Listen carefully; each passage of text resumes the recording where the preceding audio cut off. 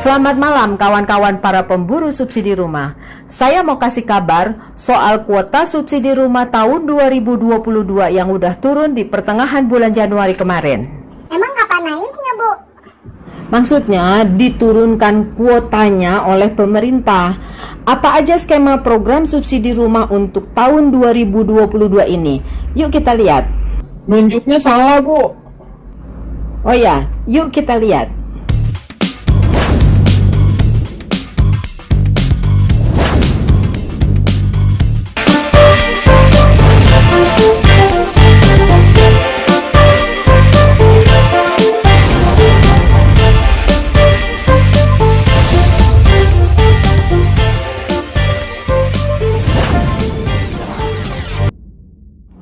Nah, itu tadi.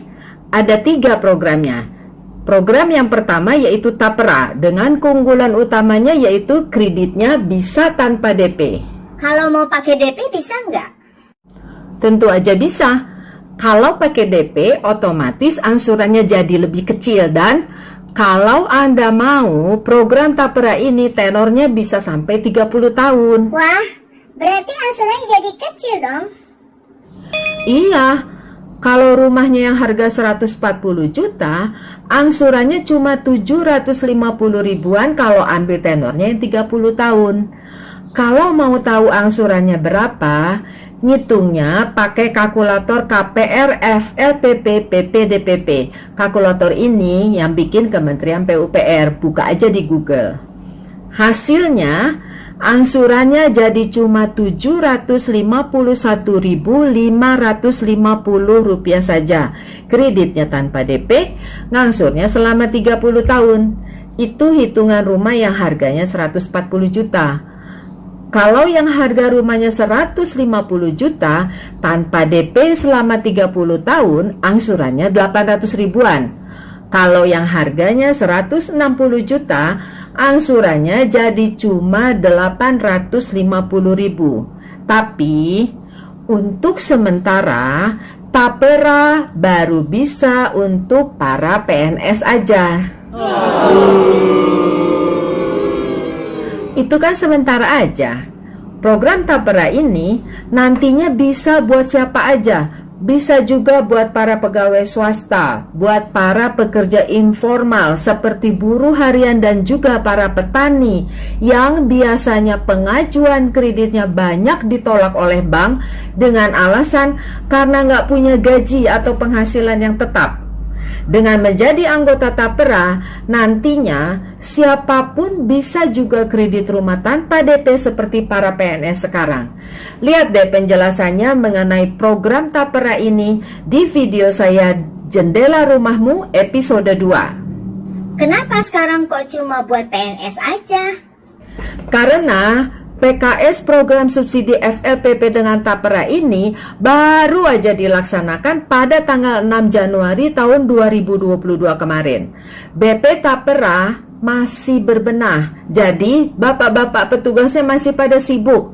Lihat nih video penandatanganan kerjasamanya. Apabila seluruh pemangku kepentingan saling memberi dukungan secara aktif dengan tujuan yang sama, yaitu menyediakan bantuan pembiayaan perumahan bagi masyarakat berpenghasilan rendah. Di video saya episode kedua yang membahas soal Tapera, hampir semua komen menyatakan tertarik dan menunggu realisasi program Tapera ini. Pertanyaan intinya begini, gimana caranya jadi peserta Tapera? Daftarnya di mana? Di daerah saya ada apa enggak? Kalau untuk PNS, sudah otomatis terdaftar sebagai anggota Tapera. Kalau untuk karyawan swasta, instansinya yang harus mendaftarkan seluruh karyawannya ke BP Tapera. Sedangkan untuk para pekerja informal, karena statusnya sebagai peserta umum, harus mendaftar sendiri. Karena ini program dari pusat, seharusnya di semua daerah ada, tidak boleh ada diskriminasi. Karena tujuan program Tapera ini memang agar semua kebutuhan rumah untuk masyarakat bisa terpenuhi secara adil dan merata.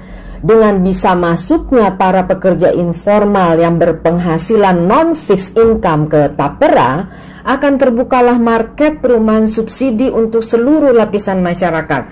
Kalau semua lapisan masyarakat sudah bisa diterima pengajuan kreditnya oleh bank, otomatis kami para developer juga mau membangun perumahan sampai ke pelosok negeri ini, nggak cuma ngumpul di kota aja. Dampaknya kan pembangunan jadi merata, karena perumahan memang menjadi ikon kemajuan suatu daerah. Kalau sudah ada perumahan, area pemukiman di daerah tersebut sudah pasti tertata rapi. Jalan-jalannya pasti diaspal, siring-siring dibuat sesuai standar, taman bermain dan rumah ibadah dibangun. Lampu penerangan jalan juga dipasang, sehingga perekonomian masyarakat sekitarnya udah pasti ikut meningkat sesuai kebutuhan para penghuninya. Harga-harga tanah di sekitarnya juga langsung melonjak naik. Dampak positif perekonomian dengan kehadirannya perumahan ini sangat patut dipertimbangkan oleh pemerintah pusat. Dan catatan pentingnya, semua fasilitas umum di daerah perumahan itu dibangun oleh para pengembangnya sendiri, tidak membebani anggaran daerah. Artinya, pengembangan perumahan sangat berperan untuk pemerataan pembangunan sampai ke pelosok daerah. Gini ya, pemerintah itu kan kerjanya membuat kebijakan-kebijakan sesuai dengan yang dibutuhkan masyarakatnya.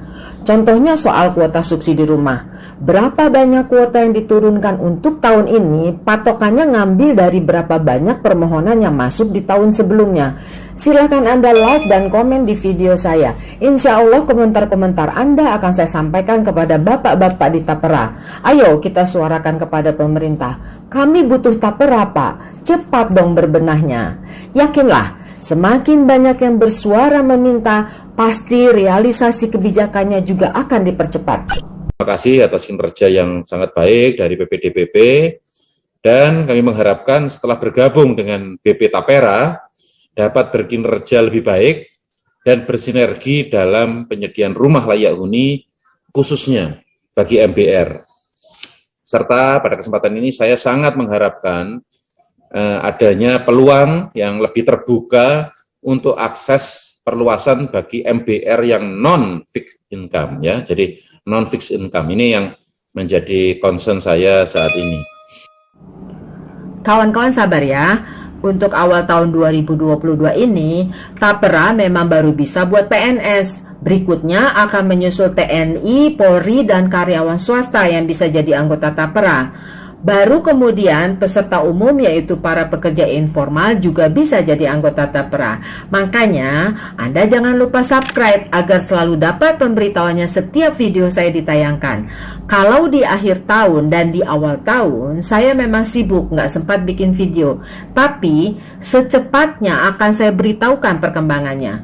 Kalau mau tahu gimana sih skema dan hitungannya di program Tapera ini, silakan Anda simak video saya episode kedua. Yang ini nih videonya nih. Udah tahu. Program subsidi rumah lainnya yaitu FLPP dan BP2BT. Apa bedanya FLPP dan BP2BT? Bedanya bantuan subsidinya. FLPP dapat subsidi bantuan uang muka sebesar 4 juta di muka, dipotong langsung dari harga rumahnya buat nambahin kewajiban DP yang Anda harus bayar. Terus masih ada lagi bantuan subsidinya, bunga pinjamannya juga disubsidi. Jadi Anda cuma bayar bunga pinjamannya 5% aja setahunnya. Angsurannya juga flat, tetap segitu aja sampai selesai.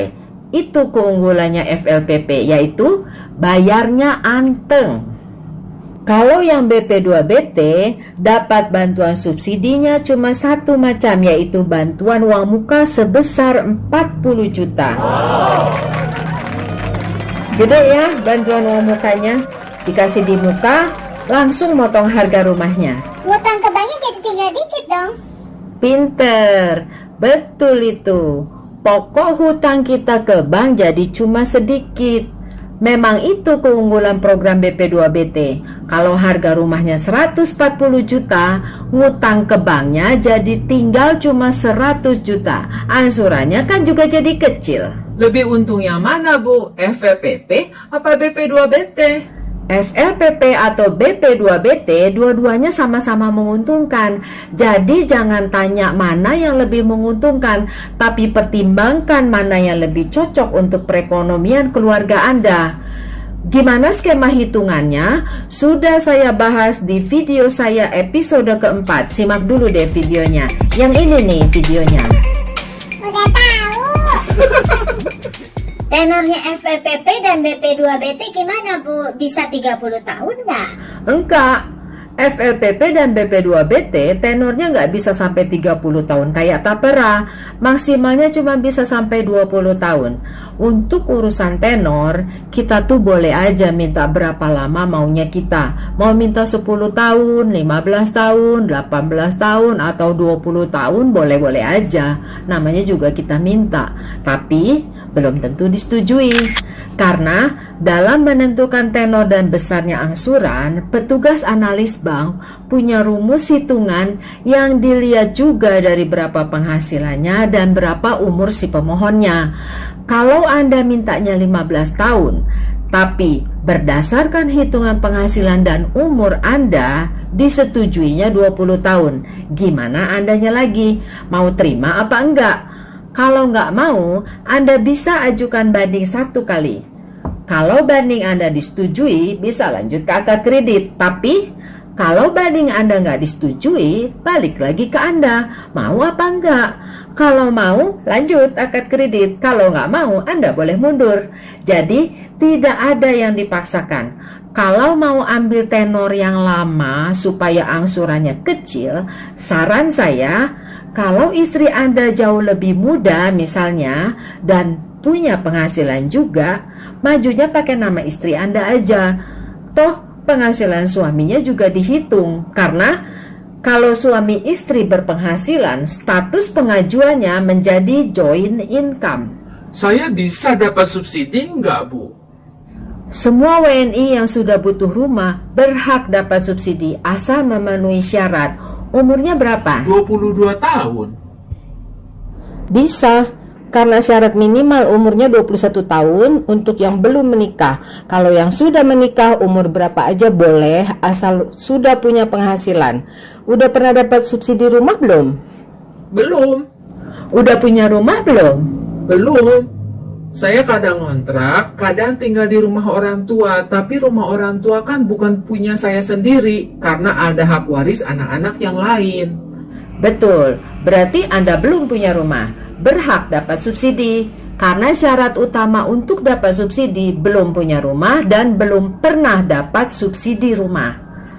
Terus saya bisanya pakai program yang mana, yang FLPP apa yang BP2BT? Tergantung pekerjaannya. FLPP untuk yang jenis pekerjaannya fixed income, yang BP2BT untuk pekerjaan yang non-fixed income. Pekerjaan yang mendapat gaji tetap masuk golongan fixed income, pakainya FLPP. Kalau pekerjaan yang tidak mendapat gaji tetap masuknya ke golongan non-fixed income, pakainya BP2BT. Kalau ngajuinnya pakai nama istri saya yang kerjanya di kantor Pemda tapi belum PNS, misalnya masih honor, bisa nggak pakai tapera? Kalau honor namanya belum terdaftar di BP Tapera, jadi nggak bisa pakai tapera. Masuknya ke golongan fixed income, pakainya FLPP. Kalau istri saya kerjanya di perusahaan swasta? Masuk fixed income, pakai FLPP. Kalau istri saya misalnya kerjanya di toko, di salon, atau di restoran? Fixed income, pakai FLPP. Kalau istri saya yang kerjanya di bengkel motor, di bengkel las, di cucian mobil, atau di travel? Fixed income, pakai FLPP. Tunggu dulu, istri kamu ada berapa sih? Cuma 1, Bu. Istri kamu tuh cewek apa cowok? Kok kerjanya di bengkel las, di bengkel motor, dan kerjaan istri kamu kok banyak banget? Kerjanya kan di bagian administrasinya. Istri saya kerjanya suka pindah-pindah, Bu. Oh gitu. Tapi ingat ya, waktu mengajukan masa kerjanya minimal harus sudah 1 tahun dan harus sudah punya rekening tabungan. Tabungan bank apa, Bu? Tabungan bank apa aja, asal udah berumur minimal 3 bulan tabungannya. Kalau istri saya kerjanya bikin makanan buat orang nikahan gimana? Nah, itu beda. Kalau bikin makanan buat orang nikahan, artinya punya usaha cateringan, dapat duitnya bukan dari gaji, tapi dari hasil usahanya kan, masuknya ke jenis penghasilan non-fixed income. Pakainya skema BP2BT. Kamu sendiri kerjanya apa? Saya dagang cilok. Kenapa nggak sekalian dagang cilor? Kan tinggal digulingin kocokan telur aja, jualnya bisa lebih mahal. Udah banyak, Bu. Banyak saingan. Pedagang, apapun dagangannya, pengusaha, apapun usahanya, masuknya ke non-fixed income, pakainya BP2BT. Dan kalau suami istri punya penghasilan, masukin semuanya. Penghasilan pasangannya akan dipertimbangkan sebagai penghasilan tambahan supaya plafon kreditnya bisa dapat full. Jadi nggak harus nambah DP nantinya. Gimana cara Bang menghitung plafon untuk kredit Anda? Pembahasannya ada di video saya Jendela Rumahmu episode kelima. Yang ini nih videonya nih. Udah tahu. Kalau misalnya saya dokter, bidan, pengacara, atau petinju gimana, Bu? Pakai program yang mana? Dokter, pengacara, petinju itu bidang pekerjaan profesi yang mendapat bayarannya dari hasil bidang keahliannya. Masuknya ke non-fixed income. Tinggal dilihat lagi berapa penghasilannya. Kalau penghasilannya lebih dari 8 juta per bulan, nggak bisa dapat subsidi. Karena batas penghasilan maksimum yang dikasih subsidi 8 juta. Jadi kalau penghasilannya lebih dari 8 juta, dinilai sudah mampu. Kreditnya nggak bisa disubsidi. Kreditnya jadi komersil. Kalau guru gimana, Bu?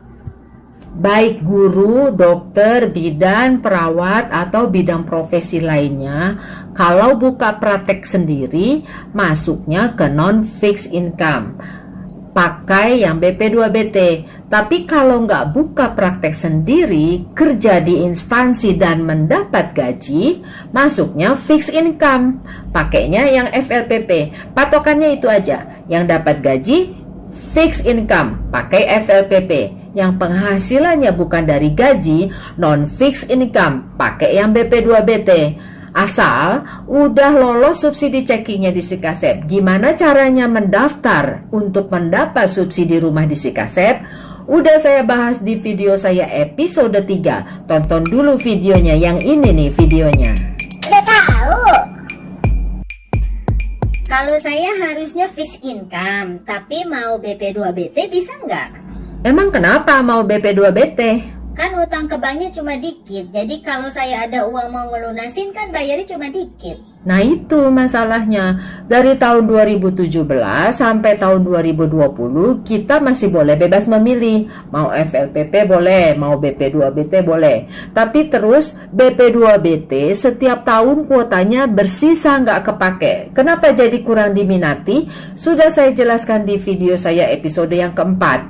Program BP2BT ini memang lebih menguntungkan bagi yang mau cepat melunasi kreditnya. Maka, mulai tahun 2021, program subsidi ditentukan dan dibagi menurut jenis penghasilannya. Yang fixed income, FLPP, yang non-fixed income, BP2BT, dengan pertimbangan kalau yang FLPP memang lebih cocok buat yang karyawan dan yang BP2BT memang lebih cocok untuk para usahawan. Karena pengusaha memang lebih berpotensi bisa melunasi kreditnya lebih cepat supaya rumahnya bisa diinvestasikan lagi untuk pengembangan usahanya. Simak deh video saya yang episode ke-6. Di video itu saya ngasih trik gimana caranya mengkompensasikan kredit rumah Anda yang belum lunas agar bisa jadi tambahan modal buat usaha Anda. Kalau dibalik bisa nggak, Bu? Maksudnya, apanya yang dibalik? Misalnya, yang fixed income, yang harusnya FLPP mau BP2BT, yang non-fixed income, yang harusnya BP2BT maunya FLPP. Nggak bisa. Kalau di awal tahun begini, kuota baru diturunkan, semua program masih banyak tersedia, nggak bisa diputer-puter. Yang fixed income, FLPP, yang non-fixed income, BP2BT. Emang kenapa mau yang FLPP? Sebab yang BP2BT kan cuma dapat bantuan uang muka 40 juta aja. Tapi bunganya nggak disubsidi, berarti kenanya suku bunga normal kan? Siapa bilang? Sok tahu. Walaupun BP2BT bunganya nggak disubsidi, tapi tetap dikasih bunga fix yang jauh lebih kecil dari bunga normal. Bisa cuma 9 atau 10% setahunnya. Kalau bunga normal kan sekarang sekitar 13%. Dan angsurannya juga dikasih flat sampai 5 atau 10 tahun, bisa milih. Baru kemudian setelah masa flatnya habis dikenakan suku bunga normal dengan skema floating, tapi tetap dikasih suku bunga yang bersaing. Bagi Anda yang di tahun-tahun kemarin sudah ambil BP2BT, tapi ternyata nanti setelah masa angsuran fixnya habis, belum bisa melunasi dan gak mau kena suku bunga normal, mau bikin angsurannya jadi flat terus selamanya, ada cara untuk bikin angsurannya jadi flat terus. Lihat di video saya episode yang ke-6. Yang ini nih videonya nih. Udah tahu. Jadi gimana Bu, bisa nggak saya yang harusnya FLPP kepengen yang BP2BT? Bisa iya, bisa enggak. Enggak pasti. Untung-untungan. Buntung-buntungan gimana, Bu? Untung-untungan, bukan buntung-buntungan. Maksudnya gini, kalau sudah mau akhir tahun, biasanya antara sekitar bulan September, Oktober, jumlah sisa kuota subsidi itu dievaluasi lagi. Kalau ada kuota yang sudah habis, semua pengajuan dialihkan ke kuota yang masih ada. Kalau FLPP sudah habis, BP2BT-nya masih banyak, bisa dapat BP2BT. Karena memang semua permohonan dialihkan ke BP2BT. Sebaliknya, kalau BP2BT yang sudah habis duluan, FLPP-nya masih banyak, semua dialihkan ke FLPP. Jadi untung-untungan dapat yang mana? Itu pun kalau Anda mau. Kalau nggak mau, tunda aja. Tunggu kuota baru di awal tahun depannya lagi. Surat penegasan persetujuan penyediaan kredit atau SP3K Anda masa berlakunya 3 bulan. Tapi kalau dengan alasan mau nunggu kuota baru, bisa minta diperpanjang 3 bulan lagi. Saya, Mariati Wijaya di Jendela Rumahmu. Untuk pasangan yang sama-sama bekerja, kalau salah satunya kerja di instansi dan pasangannya punya usaha, kan jadi bisa milih mau FLPP atau BP2BT. Kalau mau yang FLPP, majunya pakai data yang kerjanya di instansi. Kalau mau yang BP2BT, majunya pakai data yang punya usaha. Sampai jumpa di video saya selanjutnya yang akan membahas gimana caranya ngecek rumah subsidi. Sebelum Anda membayar DP-nya, bagian-bagian rumah yang mana yang penting untuk Anda cek? Apa aja hak yang pemerintah berikan kepada Anda ketika Anda membeli rumah subsidi, supaya Anda nggak nyesel. Untuk itu, jangan lupa subscribe agar Anda mendapat pemberitahuannya setiap video saya ditayangkan. Dan jangan lupa juga selalu pakai masker ya. Kita yang aktif selalu keluar rumah, jangan sampai pulang dengan membawa virus untuk keluarga kita di rumah.